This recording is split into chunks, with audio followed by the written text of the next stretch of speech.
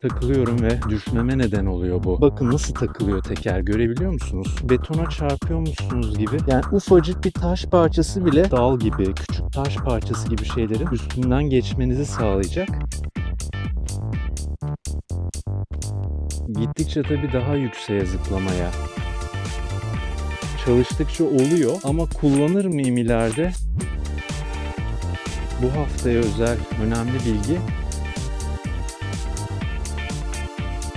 dönerek durmak. Çok mantıklı bir şey değil gibi ama bunu tabii iyi yapanlar sanki çok kolaymış gibi yapıyorlar ama yani çok saçma bir hareket getirebilsem. Düşüşlere alıştım bu arada arkadaşlar. Belki de bu ayağınızı önemli bir nokta. Evet. Bugün programımızdaki sıralamaya göre zıplama ve geçiş tekniklerini tekrar çalışacağım. Ama geçiş yaptıktan sonra geri geri kaymayla da devam edeceğim. Geçen haftaki videoyu izlediyseniz orada da transition tekniklerini de kullanmıştım aslında geri geri kayarken. Çalışmalarımız gittikçe yoğunlaşacak ve daha kompakt bir hale gelecek. Önümüzdeki haftalardan itibaren de artık tek tek fren, zıplama gibi ayrı bir çalışma değil, bütün her şeyi, yapamadığım her şeyi ya da daha iyi yapmak istediğim her şeyi tek bir haftada çalışmaya başlayacağım. Daha yoğun bir programla devam edeceğiz. Böylece artık yaz sonuna kadar iyice ilerleme kat edeceğimi düşünüyorum. Siz de benimle birlikte çalışıyorsanız lütfen yorumlara geldiğiniz seviyeyi yazarak beni haberdar edin. Şimdi çalışmalara geçiyoruz. Evet. Şimdi doğal zıplama yöntemimiz olan heel pop'la başlayacağız. Heel pop, önceden de söylediğim gibi, topuklarınızı önce havaya kaldırıp parmak uçlarınızla zıpladığınız ve yine önce parmak uçlarına ve daha sonra topuklara indiğiniz yöntem. Çalışma videosunda da buna hazırlanmak için böyle önce çömelip kalkma egzersizi yapabileceğinizi söylemiştim. Böyle durduğunuz yerde çalışabilirsiniz. Önce ayakkabıyla deneyebilirsiniz böyle hareketleri. Yaptığımız şey şu aslında. Vereceğim bu haftaya özel önemli bilgi, küçük bir zıplama, engelin üzerinden atlamamızı sağlayacak ama gittikçe tabii daha yükseğe zıplamaya çalışacağız. Daha yükseğe zıplama durumunda da biraz vücudunuzun, bacaklarınızın özellikle amortisör görevi görmesi ve inişi yavaşlatması gerekiyor. Onun için hem zıplarken şöyle bir hareket yapacağız, hem de yere indikten sonra da yine şöyle bir çömelme hareketi yaparak düşüşü yumuşatmaya çalışacağız. Yani vücudumuz aslında dev bir amortisör gibi hareket edecek. Bunu şimdi hızlanıp deneyelim.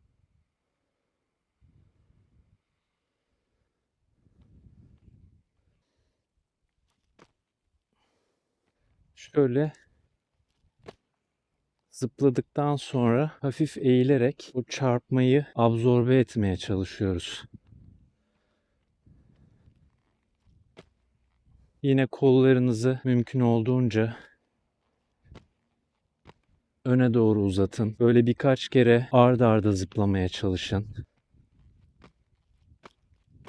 Bu mesela çizgilerin her birinin bir engel olduğunu düşünüp önünüze çıkan birkaç tane engelin üstünden atlamaya çalışın.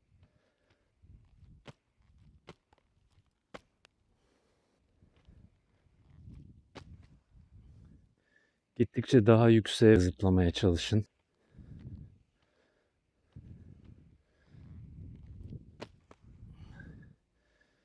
Ne kadar hızlanırsanız o kadar ileriye iniş yapacağınızı unutmayın.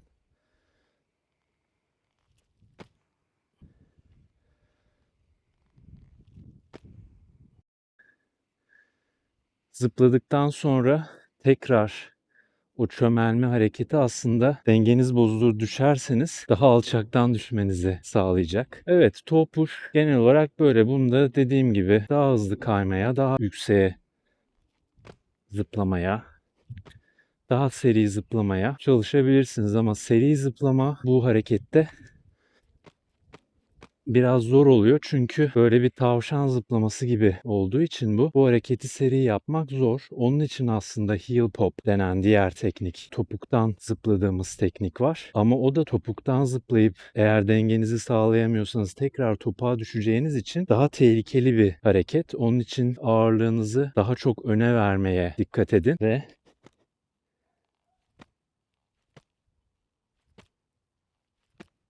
şöyle bir hareket yapıyoruz aslında. Patenciler, siz de izliyorsanız iyi paten kayan, özellikle yabancı patencileri kayarken şöyle ayaklarını şöyle öne doğru attıklarını görebilirsiniz. Özellikle Rich Skater'ın mesela videolarını izlerseniz o böyle kayarken bile şöyle patenini, önünü, burnunu kaldırarak olası engellerin üstünden onlara takılmadan geçmeyi garanti etmeye çalışıyor. Daha önce de aslında yorumlarda biri bahsetmişti sanırım. En ufak bir şeye bile işte yerdeki bir taş parçasına takılıyorum ve düşmeme neden oluyor bu demişti. Şurada bir taş parçası gördüm. Mesela bakın böyle bir taş parçasına böyle direkt tekeriniz temas ederse bakın nasıl takılıyor teker, görebiliyor musunuz? Şöyle yapayım hatta.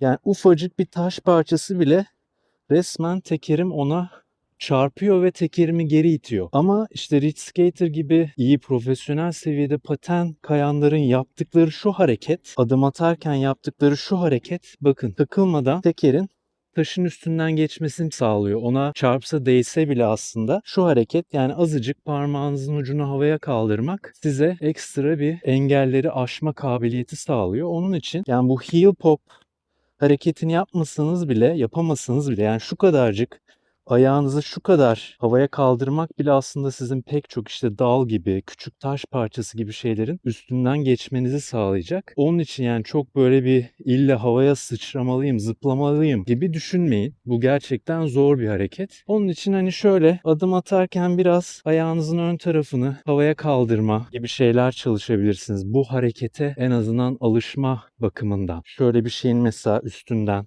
denk getiremedim ama böyle mesela küçük engeller bulup bunların üstünden geçebilmek için yavaş yavaş şöyle mesela şu taşa denk getirmeye çalışayım. Yok, çarptım mesela, olmadı. Patene çok vakit ayırabiliyorsanız böyle mesela küçük şeylerle uğraşabilirsiniz de. Burası mesela aslında çok korunaklı bir alan. Böyle şeyleri zaten işte Caddebostan sahil ya da şehir içi bir yerlerde kayarken deneyebilirsiniz daha çok. Burada yine şöyle dururken deneyeyim. Evet, bakın. Düz paten taşa temas ettiği anda resmen taş betona çarpıyormuşsunuz gibi sizi durduruyor. Ama şöyle azıcık pateninizin ön tekerini havaya kaldırdığınız zaman o taşın üstünden atlamanızı sağlıyor. Onun için şöyle yani heel pop yapmasanız bile hafif hafif şöyle ön tekerinizi ya da parmak ucunuzu havaya kaldırmaya çalışabilirsiniz. İleride adım atarken bu hareketi yapmanızı sağlayacak. Bu arada sadece o taş ön tekerinize değdiği zaman sizi düşürüyor. Şurada tekrar deneyeyim. Bu ön tekeri aşıp arka tekere geldiği zaman o etkiyi yapmıyor. O beton etkisini yapmıyor. İlk teker taşın üstünden atladığı zaman getirebilsem şöyle bakın. Yani bu teker atladığı anda diğer tekerler de onun üstünden geçiyor. Çünkü burada zaten atıyorum yarım santimlik, bir santimlik bir havaya kalkma olduğu için diğer tekerlekler de mecburen, yani topuk tekeriniz, en arka tekeriniz hariç hepsi zaten bir eğim kazanmış oluyor ve o engelin üstünden geçiyorsunuz. Onun için şöyle hafif hafif en azından parmaklarınızı havaya kaldırmayı deneyin. Heel pop çünkü dediğim gibi zor bir hareket. Yani buna da tabii çalışmak lazım ama bu bence orta seviyeyi aşan ileri seviye bir hareket. Yani doğal zıplama yöntemimiz de zaten parmak ucundan zıplama olduğu için bu hareketi yapmak oldukça zor ama tabii mutlaka çalışılması gereken bir hareket. Ben de bunu çalışmaya devam edeceğim ama şu an için daha çok bu parmaklarımı, parmak uçlarımı ya da ön tekerimi havaya kaldırmayı çalışacağım. Şimdi biraz heel pivot ve toe pivot'la devam edeceğim.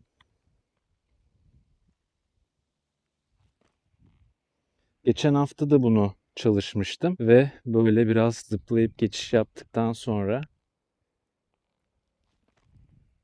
o ivmeyi limon yaparak ya da V itiş yaparak devam ettirmeyi çalışacağım.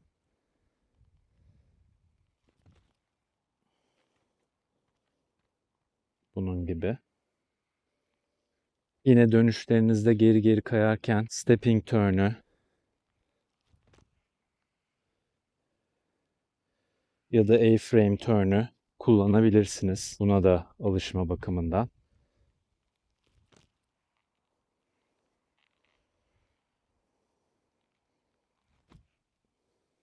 Heel pivot da toe pivot'a göre aslında daha nispeten daha tehlikeli bir hareket.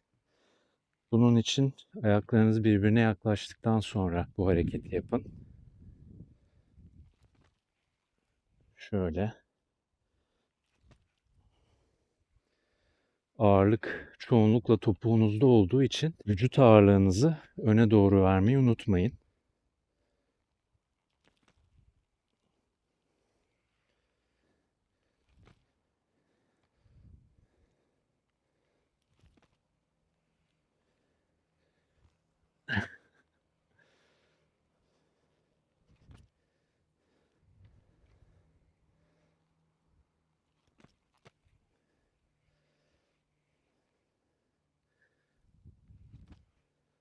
Bu hareketin özelliği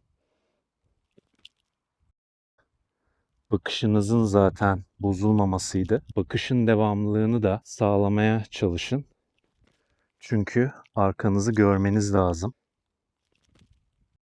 Şöyle yapayım. Bunları da çalışın mutlaka. Genelde hep aynı yönden dönüyorum ben ama şuna da mesela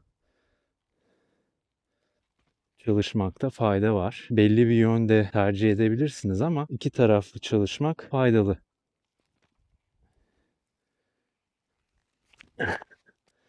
Ve o yönü değiştirmek de aslında geri geri kayarken çok yön değiştirilmemesinin, belli bir yön tercih etmenin sebebi de kafanızı çevirdiğiniz anda dengenizin bozulması.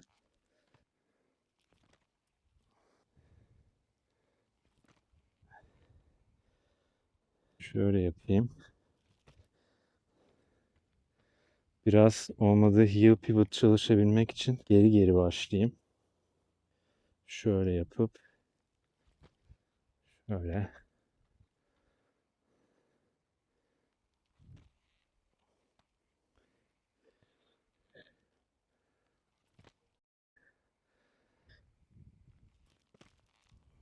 Zıplayarak da 180 dönebiliyorduk. Geri geri acaba zıplayabilir miyim? Heel pivot yapmayıp. Bu tabii daha zor oluyor.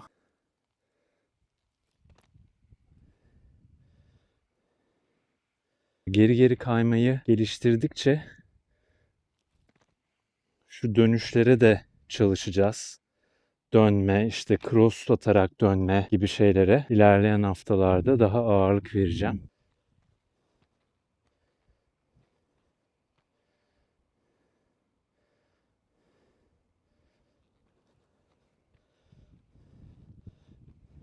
Crossover'ı mesela sol ayakla mutlaka çalışın.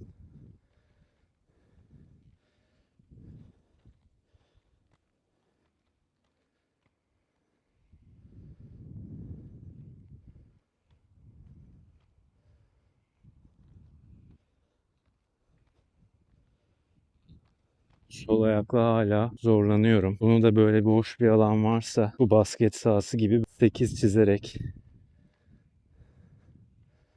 çalışmak en iyisi.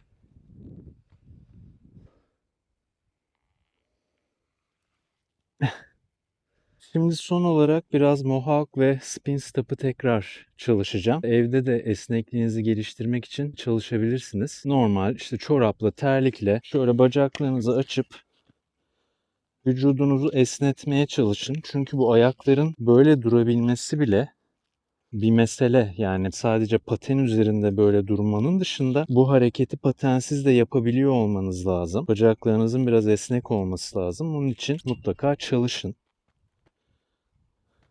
Yani bacaklarınızın özellikle Mohawk'ta, Spin Stop'ta biraz daha şöyle döneceğiniz için açılı durabilir. Ama Mohawk'ta tamamen neredeyse düz olması gerekiyor. Onun için bu esnetmeye mutlaka çalışın. Önce Spin Stop'ı deneyerek başlamak istiyorum. Burada da yine sol ve sağ ikisini birden deneyip hangisiyle daha rahat yaptığınızı, hangi yönde daha rahat yaptığınızı anlamaya çalışın. Birinden biriyle yapmak zor olacak. Evet. Spin stop temel olarak bu. Yani düz kayarken durmak istediğinizde adımınızı ters çevirip bir ayağınızın şöyle makas yapıp diyelim arkadaki ayağınızı ters yöne çevirip dönerek durmanızı sağlayan bir hareket. Ama tabii dengesi zor bir hareket. Bu da yani öyle başlangıç seviye bir durma ya da fren tekniği değil.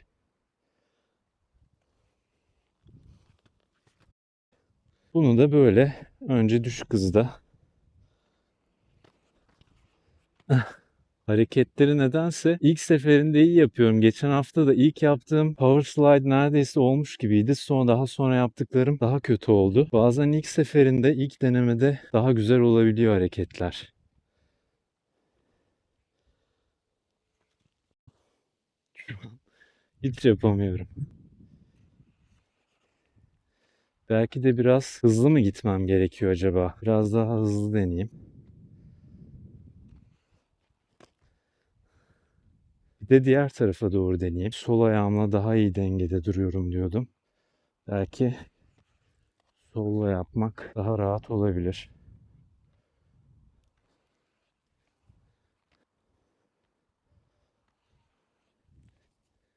Vücudunuzun gerçekten esnek olması lazım bunları yapabilmek için. Yani şöyle düştüğünüzde benim gibi yere değemiyorsanız o bile hani arka bacak, hamstring kaslarınızda krampa falan sebep olabilir. Onun için bacaklarınızı özellikle esnetmeye özen gösterin.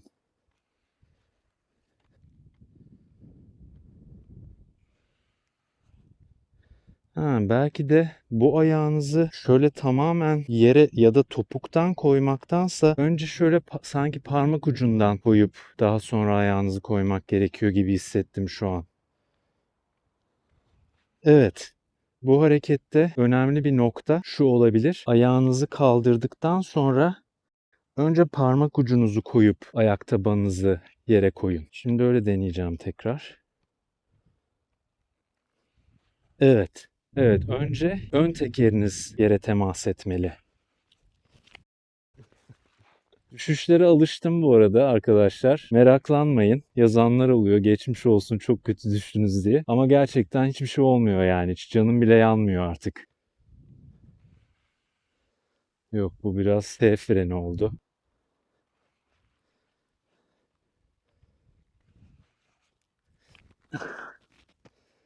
Dönerek durmak çok mantıklı bir şey değil gibi ama yine de deniyoruz.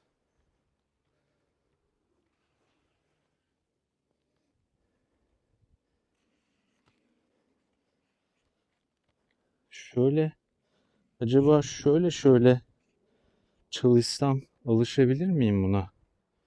Şöyle durduğum yerde. Yani burada aslında olay şu. Bir ayağınız ileri doğru giderken diğer ayağınızın geriye doğru gitmesi. Şu. Ama bu yani bir fren olarak neden böyle bir fren yapalım? Bunu tabii iyi yapanlar sanki çok kolaymış gibi yapıyorlar ama yani çok saçma bir hareket aslında. Fren olarak güveneceğim bir şey değil. Çok iyi paten kaymıyorsam. Güvenilir bir hareket değil. Evet, yani çalıştıkça oluyor ama kullanır mıyım ileride? Çok da emin olamıyorum yani. Mohawk'ı zaten şu an bunu yapamadığım için Mohawk'ı ne kadar yapabilirim? Mohawk'ta çünkü bir de böyle gitmek de lazım bir süre. Yok, Mohawk yine yarınlara kaldı. Belki şöyle biraz daha çömelerek denemek. Pin step'ı daha yapamıyorken Mohawk yapmak pek mümkün değil gibi.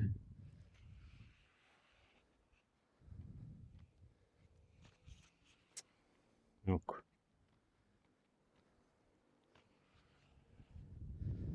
Bir süre spin step'a alışmam lazım ki Mohawk'ı yapabileyim. Onun için bugünlük bu kadar. Önümüzdeki hafta ne var ne yok her şeyi çalışmayı düşünüyorum. Videoları faydalı buluyorsanız beğen butonuna tıklayıp beni desteklemek için kanala abone olursanız sevinirim. Görüşmek üzere.